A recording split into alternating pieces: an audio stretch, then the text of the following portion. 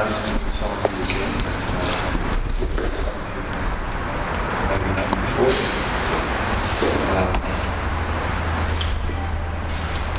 Why good things happen to bad people is an old topic. There was a book written by a Jewish rabbi with that title, and since then it's sort of been thrown about many times. If I'm very honest, I think it's a little boring because I think that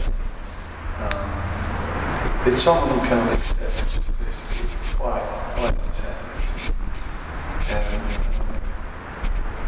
that is sort of like if we're in this position where we cannot accept destiny and we may get upset with destiny, we may get angry with God or these kind of things. In a way, it doesn't make sense. Then you're in a space where you're basically fighting the inevitable. So what's the point of? So I myself have never been able to identify so much with that mood, because I could see, well, life is what it is, and I better deal with it.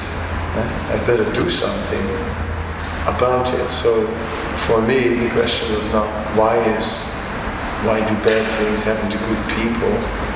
Now I can go word for word, good people, who is good, right? Are bad things really bad? Or is there another purpose behind it? A lesson to learn or something? Can we see the nature of bad things? When I was a kid, we had a maid, and this maid, nanny, whatever you call them. Anyway, she would take my ear between two fingers and squeeze and turn. And I thought it was so mean that one time I pulled myself free and I stood there and said, "You wait until I grow up." And she got scared, she could see that. I was ready to wait, what I mean? You wait till I grow up. I was very serious, I'll get you. But when I grew up, I understood that. I thought she was still me, but I did understand that I was also out of control and doing crazy things. Like one of my favorite games was take a tennis ball, throw it on the roof, and the house was 3 stories high, and climb on the rain pipe to the roof, get the ball, climb back down, and throw it back on the roof. It's what kids do, right? Crazy stuff. So, okay, I can understand it.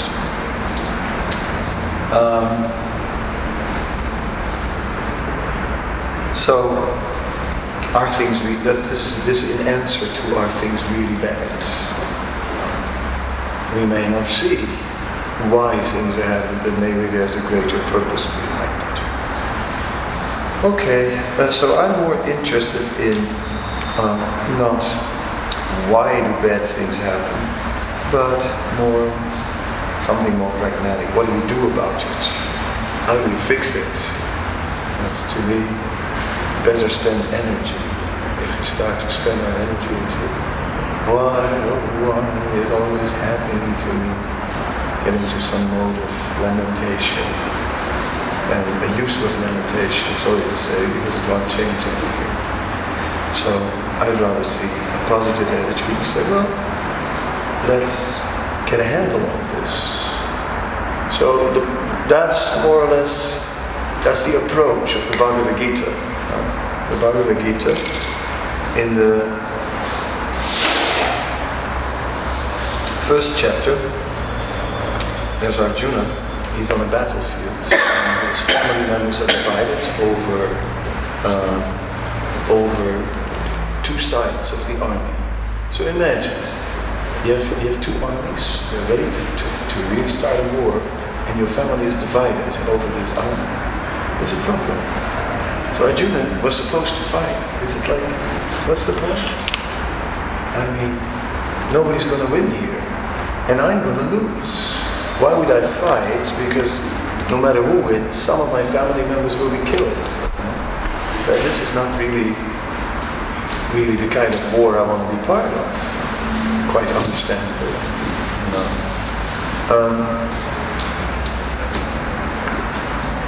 And then in so the first chapter is really Arjuna's lamentation. It's called yoga, actually. Each chapter is called yoga. And the first chapter is the yoga of lamentation. And how we approach destiny through lamentation. So that is something, why do bad things happen to people? That fits in the yoga of lamentation. The second chapter is the yoga of analysis. So, okay, let's think about this situation and see what we can do about it. Then Krishna gave an analysis and said, look, Arjuna, you're lamenting like anything, but you are only considering the body. You're considering the body as the self. The body is not the self. The body is simply a vehicle transporting the self. The self is the soul. The soul is eternal. So it is really about the soul. And let me tell you, Arjuna, the soul cannot be killed. So, if you look at it like that, then why are you worried? Your body, it's going to wear out one day anyway, before you know it, Oh yes, your beauty will disappear, and old age, the skin gets loose, and I won't tell you the rest. But, something to look forward to. So, anyhow, the yoga of analysis. But we are not that. We're not these bones, flesh, skin, blood, bile, mucus, and all these substances. It's just the vehicle. We're driving it right now. Some have a Jaguar, and some have, tiny little, whatever, some little mobile. But we're getting around with whatever we have. So, in the second chapter, you have the analysis. Okay, we've heard it now, we are eternal. But we can't feel it. It's only analysis, it's only intellectual. It's really nice, intellectual to understand. But emotionally, we're not there. We still very much identify with the need of our bodies. The third chapter deals with karma yoga. So here we are. Basically, this is karma yoga. So what are we going to do? Karma yoga is action. We got to do something. So karma means action and reaction, but karma also means work. So in this case, karma yoga means to work and to connect your work with a higher goal. Then you rise above the bad experience. Okay? So, that sounds like the same old good deeds, do good deeds and you go to heaven and all that. You get good karma. Okay. Then there is jnana yoga. That is like analysis again, but this time trying to determine what is spirit and what is matter. Now going on with this earlier analysis where we had body and spirit, now wondering how we get on the spiritual side, the path towards the spiritual side. Then the Bhagavad-gita goes forward and it goes into renunciation. So because the idea is the more you want in this world and the more we try to get in the world, the more entangled we become. So it is recommended to avoid unnecessary friction. Okay. But again, there also So the better type of renunciation is not to not act, but is to act for a higher purpose. Yeah, then we get the yoga of wisdom, Vijnana yoga, where we're going for realization. We start to get some realized knowledge. Wisdom is important. Yeah? I mean, you can see kids are not very wise, and it's like I myself saw this pond overgrown by some green water plant, and it looked like land, and I tried to walk on it as a kid, but I got saved by someone. I'm still here, but it was a close one, right? What to do? I was convinced it was land, so I got some realization that day, and I never did it again. Now I know. That looks like land. I tell you folks, it's not land. No, it's not. Right. In this way, realization is helpful. By the time all your scars have a story to tell. And I try to I don't know why I'm remembering all these childhood things today, in a childish mood, but whatever it may be, I was gonna get over the Grand Canyon by hanging on the washing line, right? Leg over the washing line, arms, and I was halfway when the washing line snapped, and it fell to the bottom of the Grand Canyon, which fortunately was covered by grass, but nonetheless on my back, which I also remembered. And I never tried to pass the Great Canyon once again. And I still distrust road bridges. Maybe it's got something to do with the trauma from the washing line, possibly. But you see these pictures of some road bridge over a canyon and go, not going. Forget it. So wisdom, experience, the yoga, and of course experience towards a higher goal, not just mundane experience, not just experience about material things, but experience about a higher goal, because it's the yoga of wisdom, and yoga means to connect.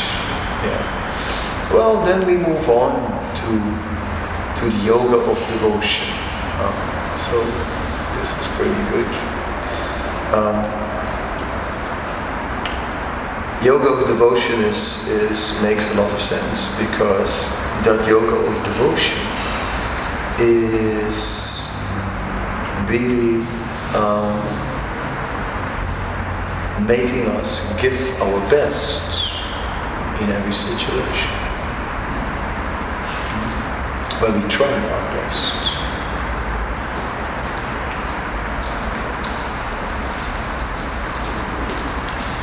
Those mirrors.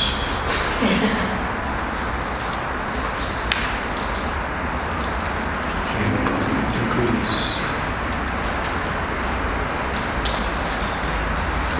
Okay, so anyway, it goes. Some things I don't remember the exact titles now of the chapters, but if I move forward a little bit, then we get the Vibhuti chapter. The chapter where we are not only philosophically accepting that there is a higher reality or a higher being.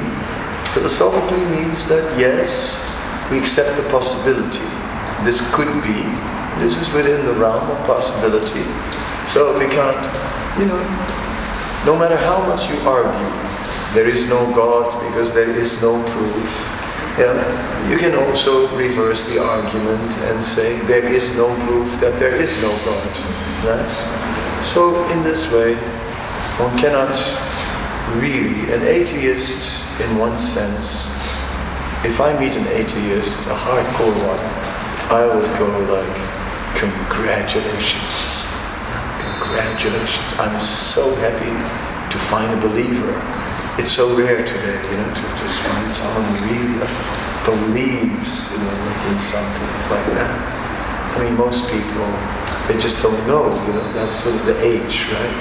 The age is like agnostic, you just don't know. I don't know, is there a God? I don't know, is there no God? I don't know, is this good, is this bad? I don't know. I don't know. I just don't know. What do you do? I don't know. That's sort of the spirit of the time. Because it didn't begin with the French Revolution, but the French Revolution sort of expressed it nicely. We cut the head of all authority. So, as a result, we don't know. Oh well. We are here, and but turning to ancient texts like the Gita, all right, it's not too threatening, and it has some dignity. It has something tried and tested, so to speak. It's not like something invented in someone's kitchen and then homemade guru who has suddenly appeared on the scene with a new technique. And you go, okay, maybe. Maybe not.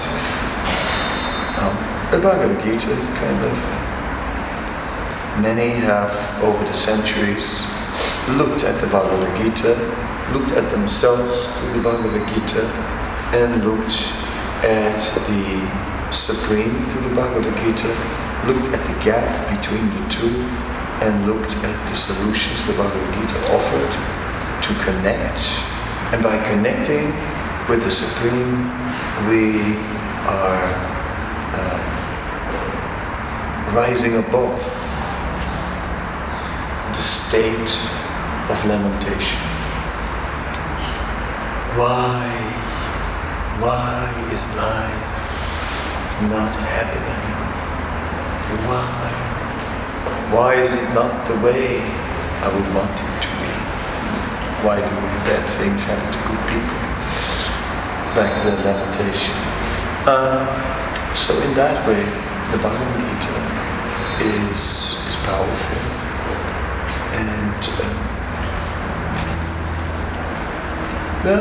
it gives us a multifaceted perspective on the situation. It's like you can approach it intellectually, you can approach it emotionally, you can approach it by detaching from the situation. Instead of you're in the middle of a situation and it's just like all these things are just happening, what do I do? Take some distance, step back, become an observer. Yeah? So these are as you can see, there's a lot of psychology in the Bhagavad-gita, actually, that gives us a grip on ourselves in many situations. Very systematic, actually. So,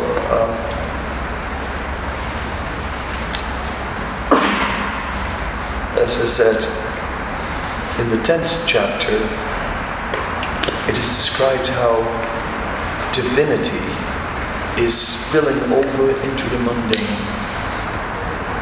So that's a theme that has been used many times by many philosophers, and the most famous person is Rudolf Otto, who writes about a book in German called Das Heilige, the holy, and it's basically how it manifests in this world. And that's something a lot of people can recognize. When you're on top of a mountain, you do feel something like awe, there's something. That's the moment when you could be a little more religious than in the middle of downtown in Long Street. Long Street's a place where maybe generally wouldn't get too religious, but it can happen anywhere. one can have such a spiritual experience in any place.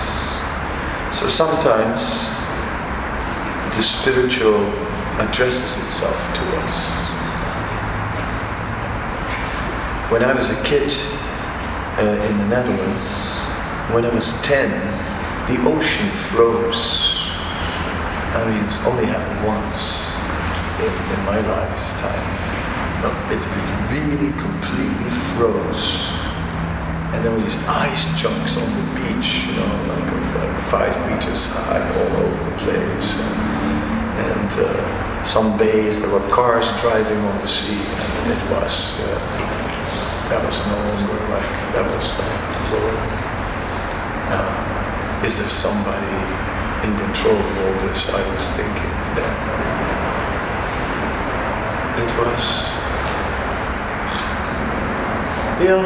so we see spiritual opulence in this world. If we connect with the Supreme Spirit, then basically what happens is our orientation shifts. When our orientation is fixed on temporary material things, like, the things we have and the things we don't have, and what we would want to have, and all that in this world, then it's very vulnerable, because all those things are vulnerable. So then our pursuit of happiness can easily be disturbed by so many external forces. When we shift our orientation in search for happiness towards the Supreme, then that happiness finds stability, because the Supreme was the Supreme yesterday, is the Supreme today, and will be the Supreme tomorrow. Won't change. So there we'll find freedom from anxiety. Because actually when we are, I have this cartoon which shows, and it's called the worry tank. Think, about think tanks, a group of people sitting around and seriously crunching on a problem. Well, here was a group of people, a worry tank, sitting around a table and just like biting their fingers, and and one goes, what if something will go wrong? And the other one says, what if nothing will go wrong? Just anxiety. And think about all the things you can be anxiety about. I know of someone who started a list of making anxiety, of things that cause anxiety. So the list was describing all kinds of things, no money, fire, hijackers, then rats, and I was going down the list, the list of, and then at one point on the list, he wrote everything that came to causes of anxiety, everything. Have you thought about it? Murphy's Law. What can go wrong will go wrong. So when we shift the orientation, and then that whole anxiety element disappears, because the uncertainty is gone. Material things are always uncertain, you never know.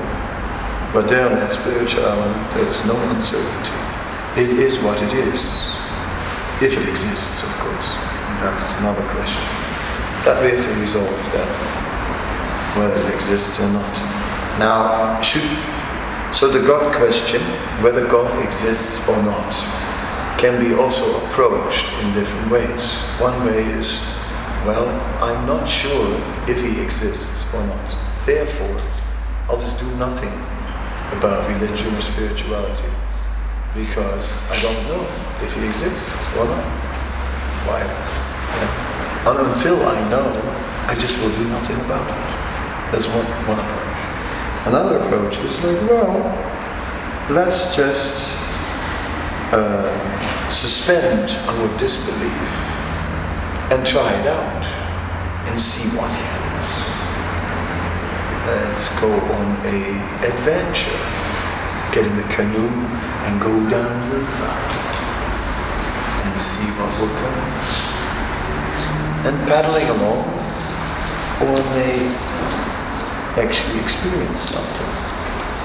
So some of us have taken that approach and put on orange dresses and these kind of things.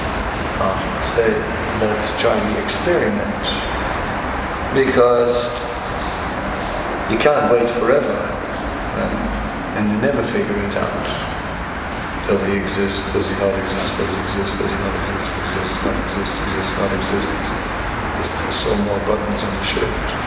And it just never gets resolved. That goes in that way. So basically, all scriptures in the world are speaking about perception depending on a state of consciousness. So it says we must alter the state of consciousness before we can perceive. Okay?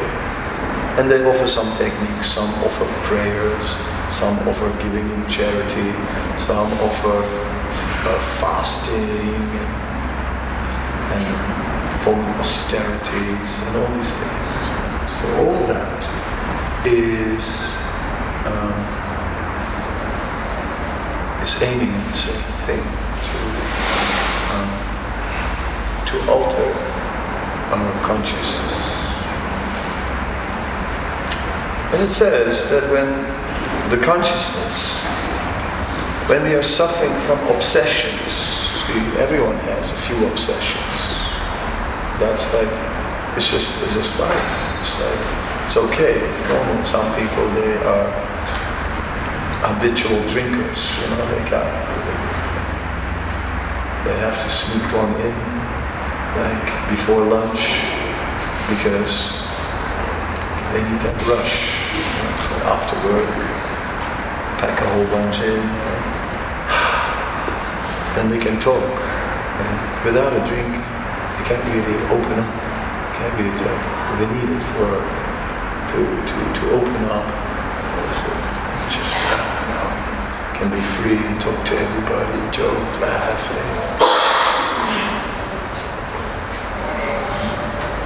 Good stuff. In some cases it gets excessive, of course. It becomes too much.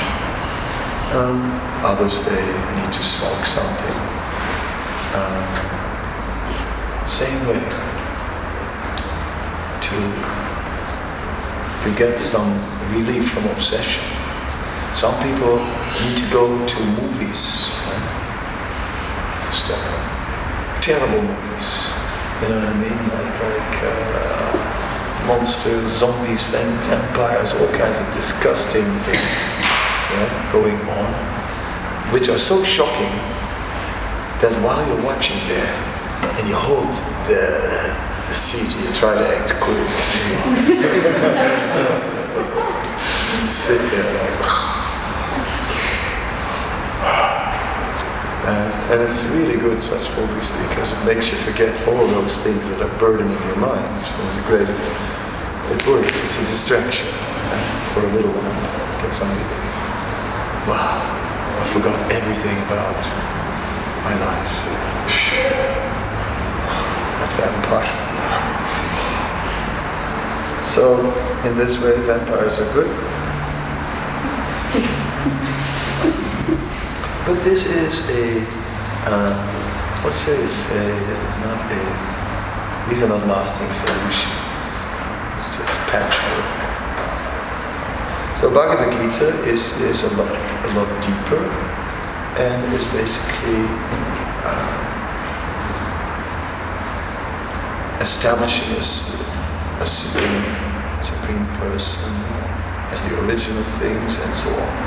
Then it invites us to undergo an experiment of yoga and says, and then gradually realization, experience of the Supreme Presence will start manifesting, will be there. And you say, yeah, but how do we know that this is not an illusion? You know, if you want, you can think you're the reincarnation of Michael Jackson. Do a few moves. Yeah, so, wow. Geez, Michael, you still got it.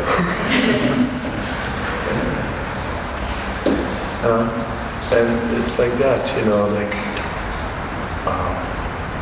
the classical Napoleon, you know, in the madhouse. There are always a few Napoleons and always a few Jesus and nowadays a few Michael Jacksons in any insane asylum. It happens like that. So illusion is a way out. So what if I, through some process, some religious process, I pray, on your knees you go, and you pray, and the result is illusion. You start to imagine that there is such a thing, and that He's talking to you. God talks to you now. Yes, I hear Him speak. Since when are you experiencing these things? Tell me more. Let's see. All right. Take these and these pills and it'll be fine. Yeah. How do we know? It's not illusion. Well, if you would read some textbooks on the subject of hallucinations and these kind of things, then you would see that they generally follow a manic oppressive pattern. That means on top of the world, and it means in the darkest, deepest pits of depression. So, but with these spiritual experience, no, there's only up, there's no depression. That is an interesting phenomenon. Because in the next psychiatric journal, write an article about that and see what they think about that. If this is hallucination, it doesn't behave like the other ones. It has no downs, it's only up. Would it then not be an hallucination? Would it maybe be real after all? Well, could be. That would put a little weight on the side of belief. So, are you a believer? Close your eyes. Oh folks, close your eyes. Are you blind? Can you not see? Good folks, that's the way we want to be. And now folks, believe, start believing. Believe. Are you a believer? Blind faith? No. Blind faith? That won't work. It has to be real. So if it's based on wisdom, based on experience, on realization, then it becomes convincing. And little by little, one comes to the point and says, yeah, I think it's true. And I've experienced that by following these yogas from the Gita, I get a better quality of life. And experiencing it in this way.